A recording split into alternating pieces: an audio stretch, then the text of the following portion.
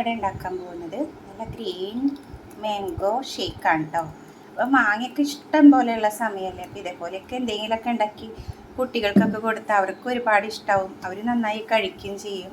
അപ്പോൾ ഇതുപോലെ ഉണ്ടാക്കി നോക്കാട്ടോ എല്ലാവരും. ഇതിൻ്റെ റെസിപ്പി ഞാൻ വിശദമായിട്ട് പറഞ്ഞുതരാം. ഞാനിവിടെ 2 പച്ചമാങ്ങ എടുത്തിട്ടുണ്ട്. ആദ്യം ഇതിൻ്റെ തൊലി നമുക്ക് കളയാട്ടാം. മാങ്ങയ്ക്ക് ഞാൻ ഇതുപോലെ ചെറിയ പീസസ് ആക്കിയിട്ട് നുറുക്കി എടുത്തിട്ടുണ്ട്. ഇത് മിക്സർ ജാറിലേക്ക് ഇട്ട് കൊടുക്കാം. മിക്സർ ജാർ എടുത്തിട്ടുണ്ട്. നമുക്ക് ഈ മാങ്ങ കഷ്ണങ്ങൾ ഇതിലേക്ക് ഇട്ട് കൊടുക്കാം. ഇതിലേക്ക് ഞാനൊരു 1/4 കപ്പ് പഞ്ചസാര ഇട്ട് കൊടുത്തിട്ടുണ്ട്. ഇത് പോരാതെ വരും കേട്ടോ, ചിലപ്പോൾ കുറച്ചുകൂടെ ആഡ് ചെയ്യേണ്ടി വരും. ഒരു 1/4 ടീസ്പൂണ് ഏലക്ക പൊടിച്ചത് ചേർത്ത് കൊടുക്കാം. ഒരു 1/4 ടീസ്പൂൺ കുരുമുളക് പൊടി.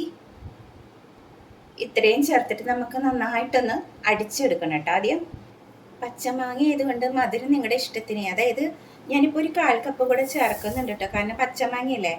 അപ്പോൾ നിങ്ങൾ നോക്കിയതിന് ശേഷം ആഡ് ചെയ്യാം കേട്ടോ. അപ്പോൾ 1/2 കപ്പ് എന്തായാലും വേണം. നമ്മൾ 2 മാങ്ങ എടുക്കുകയെന്നുണ്ടെച്ചെങ്കിൽ, പിന്നെ തീരെ പുളിയില്ലാത്ത മാങ്ങ ആണെന്നുണ്ടെച്ചെങ്കിൽ അതിനനുസരിച്ച് എടുക്കാം കേട്ടോ.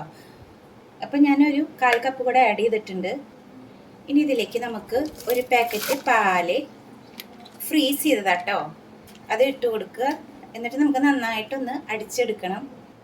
ഇനി നമുക്കിതൊന്ന് അടിച്ചെടുക്കാം നന്നായിട്ട്. നമ്മുടെ ഗ്രീൻ മാംഗോ ഷേക്ക് ഇവിടെ റെഡി ആയിട്ടുണ്ട് കേട്ടോ. അപ്പോൾ നിങ്ങൾക്ക് കളറ് വേണമെന്നുണ്ടെങ്കിൽ പച്ച കളറൊക്കെ ആഡ് ചെയ്ത് കൊടുക്കാം കേട്ടോ, ഒരു ഭംഗിക്ക് വേണ്ടി. ഞാൻ ആഡ് ചെയ്യുന്നില്ല. അതുപോലെ തന്നെ പുതിനയിലിട്ടാലും ടേസ്റ്റ് ഉണ്ടാവും. പിന്നെ സെർവ് ചെയ്യുന്ന സമയത്ത് കസ്കസ് വേണമെങ്കിൽ ഇടാം കേട്ടോ. അതൊന്നും ഞാൻ ചെയ്യുന്നില്ല, ജസ്റ്റ് ഇതുപോലെ ഒന്ന് അടിച്ചു എന്ന് മാത്രം.